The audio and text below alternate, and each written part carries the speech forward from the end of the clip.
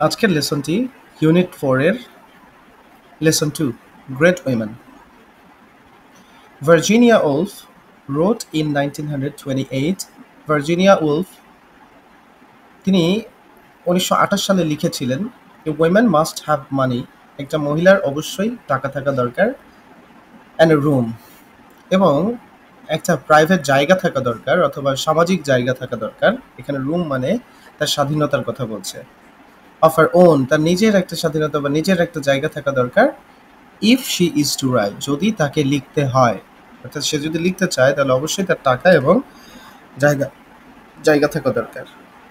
By room, room বলতে শিমেন্ট তিনি বোঝাতে চেয়েছিলেন প্রাইভেট অ্যান্ড সোশ্যাল স্পেস, একটা গোপন জায়গা এবং একটা সামাজিক জায়গা।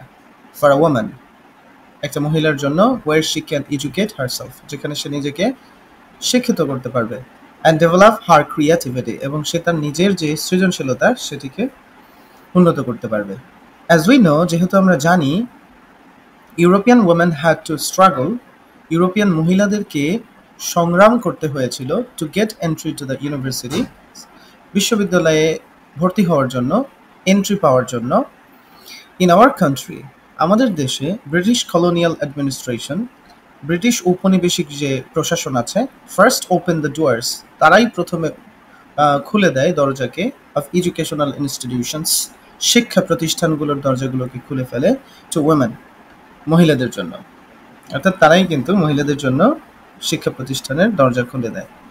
ডু ইউ ফিল, তুমি কি অনুভব করো, দ্য আর্জ, ওই উত্তেজনাটা, আর্জ মানে এখানে উত্তেজনা, to know the to know how Bengali women were initiated into English education, কিভাবে বাঙালি মহিলারা were initiated, শুরু করেছিলেন, মানে বা শুরু হয়েছিলেন, into ইংলিশ এডুকেশন, ইংরেজি শিক্ষাতে, কিভাবে তারা ইংরেজি শিক্ষাটা শুরু করলেন।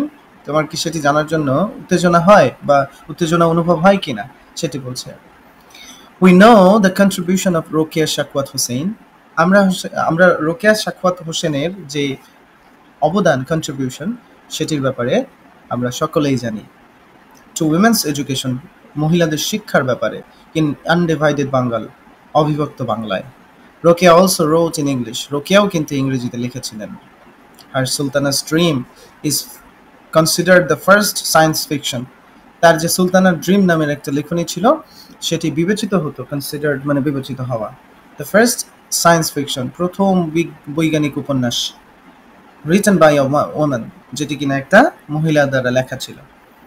রোকেয়াস লেগেসি, রোকেয়ার রেখে যাওয়া যে সম্পদ, এখানে লেগেসি মানে হচ্ছে উত্তরাধিকার বা রেখে যাওয়া সম্পদ।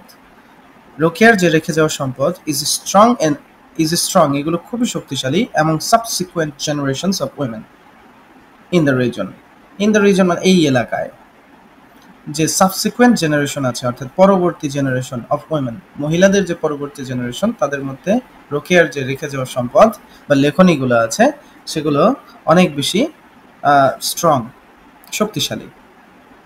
And it is important for us, এবং এটি আমাদের জন্য গুরুত্বপূর্ণ, to explore the paths, explore মানে খুঁজে বের করা, এই পথগুলো খুঁজে বের করা, উইমেন টু, যেই পথগুলো মহিলারা বেছে নিয়েছিল, টু টেক দেয়ার প্লেস, তাদের জায়গা করে নেওয়ার জন্য, in the field of education, শিক্ষাক্ষেত্রে তাদের নিজেদের জায়গা পাকাপোক্ত করার জন্য তারা যে পথগুলো অনুসরণ করেছিল সেগুলো খুঁজে বের করা, এটা আমাদের জন্য খুবই গুরুত্বপূর্ণ। এখানে একটা প্রশ্ন বলছে যে how do you think education and economy আর রিলেটেড, কিভাবে তুমি মনে করো যে শিক্ষা এবং অর্থনীতি একে অপরের সাথে সম্পর্কিত। এটা অবশ্যই সম্পর্কিত, কারণ ইকোনমি ছাড়া শিক্ষা গ্রহণ করা খুবই মুশকিল হয়ে দাঁড়ায়, ঠিক আছে, অর্থ সেই জন্য গুরুত্বপূর্ণ। এরপরে বলছে, do you know which was the first university established in East Bengal, তুমি কি জানো ইস্ট বেঙ্গল মানে পূর্ব বাংলায় প্রথম ইউনিভার্সিটি কোনটা যেটি প্রতিষ্ঠিত হয়েছিল, or the present day Bangladesh, অথবা বর্তমান বাংলাদেশে? অবশ্যই ঢাকা ইউনিভার্সিটি এটা।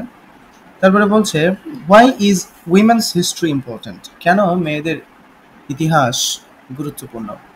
অবশ্যই মেয়েদের ইতিহাস গুরুত্বপূর্ণ, কারণ মেয়েরা এই জাতি গঠনে এবং এই পৃথিবীর যে উন্নয়নমূলক কাজ রয়েছে সেগুলোতে তারা যথেষ্ট ভূমিকা রেখেছে এবং পৃথিবীর অর্ধেক জনগণ কিন্তু মেয়ে, সেই জন্য মেয়েদের ইতিহাস জানা খুবই জরুরি।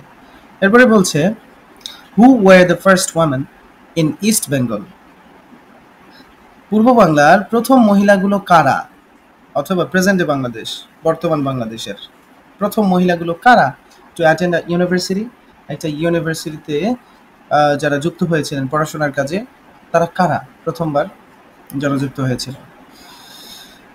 এরপরে বলছে আমরা দেখতে পাচ্ছি একটা ছবি, যেই ছবিটা মূলত লীলা নাগের, যিনি ছিলেন ঢাকা ইউনিভার্সিটির ইংরেজি বিভাগের প্রথম স্টুডেন্ট। তো তার ব্যাপারে আমরা একটু পড়ার চেষ্টা করছি। এই গল্পটা মূলত লীলা নাগ সম্পর্কে। Read the following excerpts in the boxes, বক্সের মধ্যে যে এক্সার্পটস মানে কি উদ্ধৃতাংশটুকু আছে, সেই নিচের উদ্ধৃতাংশ, ফলোয়িং মানে নিচের, এটিকে পড়ো। অ্যান্ড ডেভেলপ ইউর আইডিয়া, এবং তোমার নিজের ধারণাকে উন্নত করো, অফ গ্রেট ওমেন, বিখ্যাত মহিলাদের ব্যাপারে, ইন বাংলাদেশ, বাংলাদেশের। ঠিক আছে।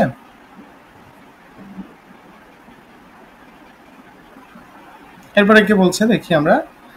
লীলা নাগের গল্পটা শুরু হচ্ছে এখান থেকে। Leela Nag first female student of department of English, Dhaka university. Leela Nag ছিলেন প্রথম মহিলা স্টুডেন্ট ঢাকা ইউনিভার্সিটির ডিপার্টমেন্ট অফ ইংলিশের। ইন 1921, 1921 সালে লীলা নাগ, অলসো নোন অ্যাজ লীলা রয়, লীলা নাগ যিনি কিনা লীলা রয় হিসেবেও পরিচিত, এখানে নোন অ্যাজ কিন্তু অ্যাপ্রোপ্রিয়েট প্রিপোজিশন, মনে রাখতে হবে। ফর হার ম্যারেজ, যে কিনা লীলা রয় হিসেবে পরিচিত ছিল তার বিয়ের কারণে, উইথ অনিল চন্দ্র রয়, অনিল চন্দ্র রয়ের সাথে, an Indian national Congress leader, যিনি কিনা একজন ইন্ডিয়ান জাতীয় কংগ্রেস লিডার ছিলেন। ওয়াজ দ্য ফার্স্ট ওয়ামেন, এই লীলা নাগ ছিলেন প্রথম মহিলা to be admitted to the MA in English at the university of Dhaka, যেই কিনা ইউনিভার্সিটি অফ ঢাকার MA তে ইংলিশের মানে যে মাস্টার্স অফ আর্টস আছে, এই MA ডিগ্রি, ইংলিশে MA ডিগ্রি করার জন্য তিনি ভর্তি হয়েছিলেন। এই যে অ্যাডমিটেড টু, একটা অ্যাপ্রোপ্রিয়েট প্রিপোজিশন। ঠিক আছে, মনে রাখতে হবে ইউনিভার্সিটির পূর্বে ইনও বসে, এটো বসে। ইন বসবে কখন? যখন পড়াশোনা বাদ দিয়ে অন্য কোনো পারপাসে যাওয়া হয় তখন সেটি ইন গ্রহণ করে, আর যখন পড়াশোনার কাজে ব্যবহার করা হয় তখন ইউনিভার্সিটির পূর্বে অ্যাট ব্যবহৃত হয়। ব্রেকিং প্যাট্রিয়ার্কাল ব্যারিয়ার্স, প্যাট্রিয়ার্কাল মানে হচ্ছে পিতৃতান্ত্রিক, ব্যারিয়ার্স মানে বাধা, পিতৃতান্ত্রিক যত বাধা বিপত্তি আছে সেগুলোকে ভেঙে Leela Nag established the identity of the department of English, department of ইংলিশের যে পরিচয় তিনি সেটি লীলা নাগ প্রতিষ্ঠিত করেছিলেন। ফ্রম দ্য ভেরি বিগিনিং, খুবই শুরু থেকেই, অ্যাজ এ প্ল্যাটফর্ম, একটা প্ল্যাটফর্ম হিসেবে বা ক্ষেত্র হিসেবে, for progressive and liberal ideas, প্রগতিশীল ধারণার জন্য এবং স্বাধীন ধারণার জন্য, অর্থাৎ যারা প্রগতিশীল ধ্যান ধারণার লোক অথবা স্বাধীন ধ্যান ধারণার লোক, লিবারাল আইডিয়াসের লোক, তাদের জন্য ঢাকা ইউনিভার্সিটির ডিপার্টমেন্ট অফ ইংলিশ যে প্ল্যাটফর্মটা আছে সেটিকে তিনি অবশ্যই সেটার পরিচয়টা প্রতিষ্ঠিত করেন।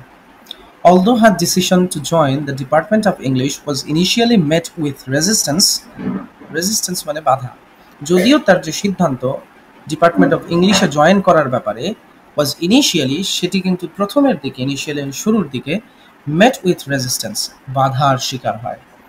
তারপরেও she achieved her goal, তিনি কিন্তু তার এই গোলটাকে অর্জন করে নেন, with a special permission from the then vice chancellor Philip Hartog, ওই তৎকালীন, দা দেন মানে তৎকালীন, তৎকালীন যে ভাইস চ্যান্সেলর ছিলেন ফিলিপ হার্টগ, তার একটা স্পেশাল পারমিশনের কারণে, বিশেষ একটা অনুমতির কারণে তিনি কিন্তু তার এই গোলটাকে অ্যাচিভ করতে পেরেছিলেন, অর্জন করতে পেরেছিলেন।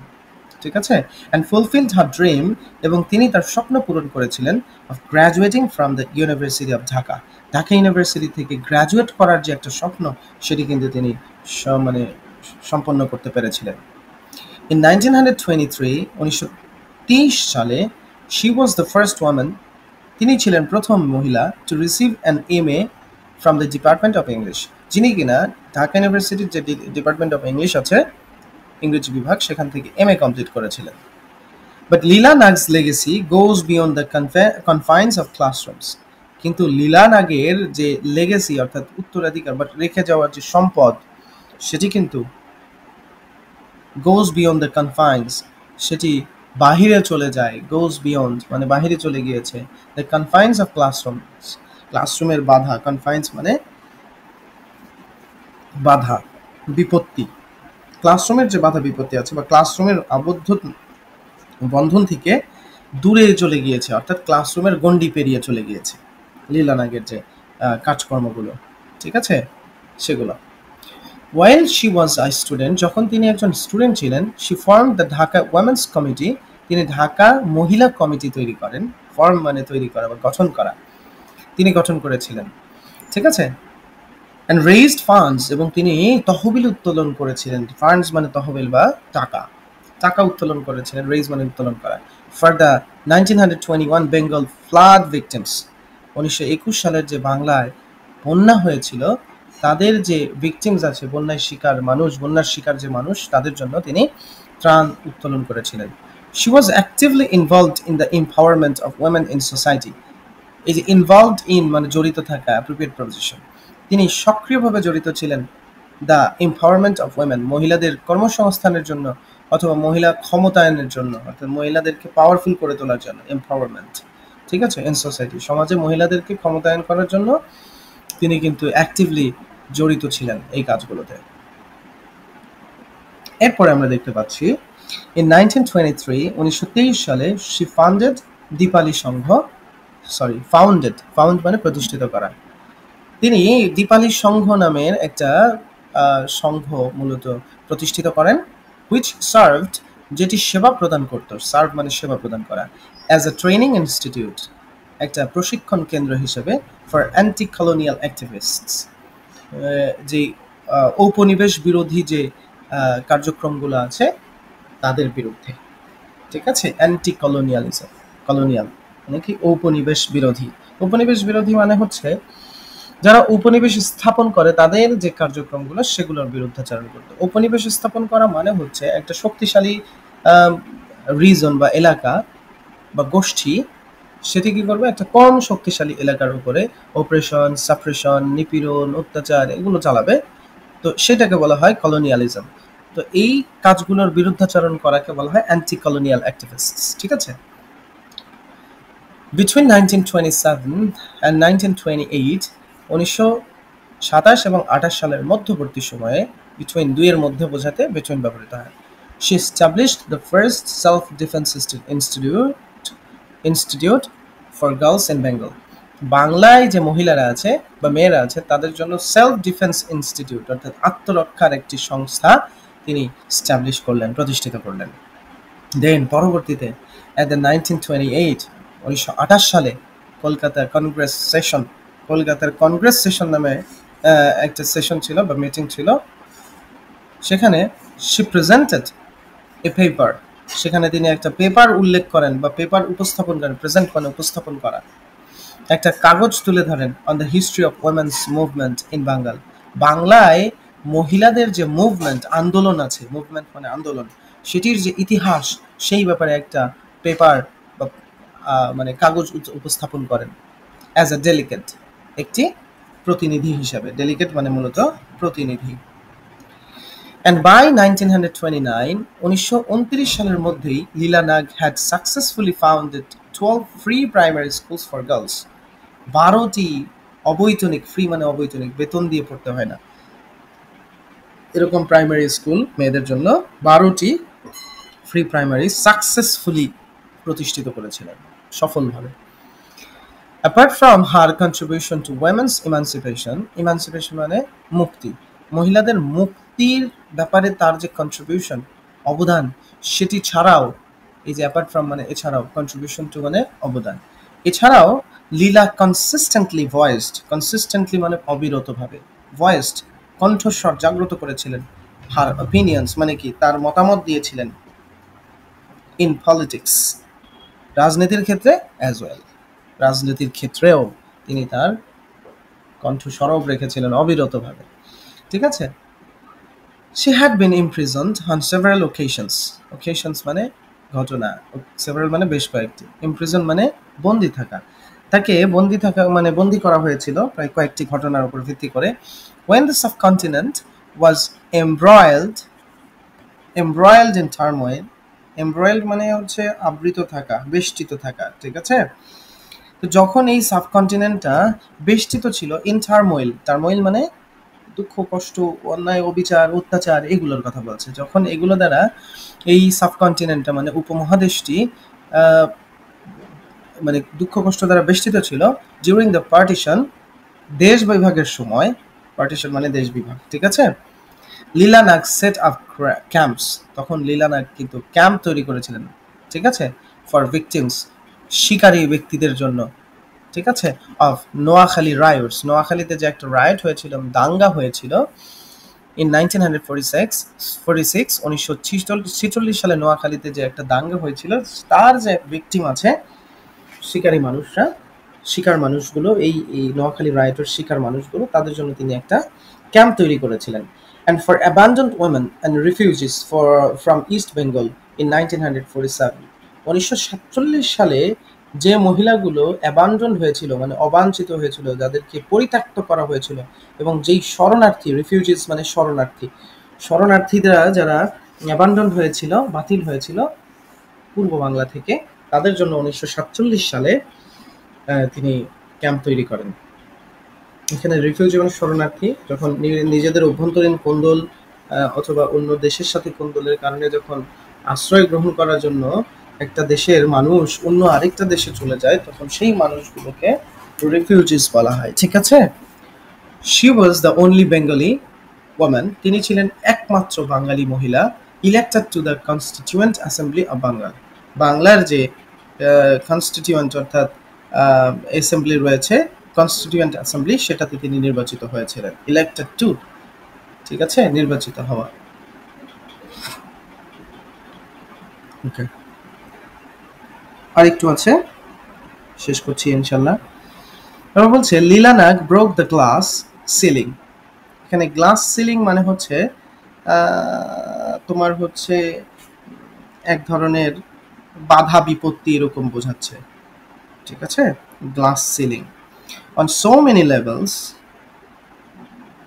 গ্লাস সিলিং, এটি মানে হচ্ছে তোমার হচ্ছে বাধা, আনঅ্যাকনলেজড ব্যারিয়ার, অস্বীকৃত বাধা, ঠিক আছে?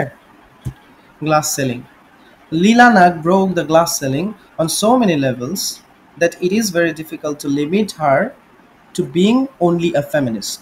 লীলানাগ এত এত জায়গায় এত এত বাধা বিপত্তিকে ভেঙে দিয়েছিলেন যে তাকে শুধুমাত্র ফেমিনিস্ট বলে বলাটা খুবই মুশকিল, মানে ফেমিনিস্টের মধ্যে সীমাবদ্ধ করাটা তাকে মুশকিল। সেটাই বলছে, ফেমিনিস্ট মানে নারীবাদী লোক, যে নারীদের জন্য যারা কাজ করে তাদেরকে নারীবাদী বলা হয়। কারণ লীলানাগ ব্রোক দ্য গ্লাস সিলিং, লীলানাগ ভেঙে দিয়েছিলেন হচ্ছে বিভিন্ন বাধা বিপত্তিগুলোকে অন সো মেনি লেভেলস, এত এত বিষয়ের উপর বা এত এত ক্ষেত্রে, that it is very difficult, এটা খুবই কঠিন হয়ে যায়, টু লিমিট হার, তাকে সীমাবদ্ধ করে রাখাটা, to being only a feminist, একজন ফেমিনিস্ট হিসেবে থাকার ব্যাপারে তাকে সীমাবদ্ধ করাটা খুবই কঠিন হয়ে যায়। তার মানে তিনি আরো আরো অনেক কিছু যেহেতু করেছেন, তাই অনেক অনেক টাইটেল তাকে দেওয়া যাবে, শুধু ফেমিনিস্টই না, অনেক অনেক টাইটেল তাকে দেওয়া যাবে। She fulfills all the criteria of citizen, rebel, reformer, social activist, and a change agent. ঠিক আছে? তো বলছে যে তিনি ফুলফিল করেন সকল ক্রাইটেরিয়া, গুণাবলী অথবা তোমার হচ্ছে বৈশিষ্ট্য, ঠিক আছে? তিনি পূর্ণ করেন সকল বৈশিষ্ট্যগুলো অফ সিটিজেন, একজন নাগরিকের, রেবেল একজন বিদ্রোহীর, রিফর্মার একজন সংস্কারক হিসেবে, সোশ্যাল অ্যাক্টিভিস্ট একজন সামাজিক কর্মী হিসেবে, অ্যান্ড এ চেঞ্জ এজেন্ট এবং পরিবর্তক বা পরিবর্তনকারী একজন ব্যক্তি হিসেবে তিনি সকল ধরনের ক্রাইটেরিয়া নিজের মধ্যে পূর্ণ করে রেখেছেন।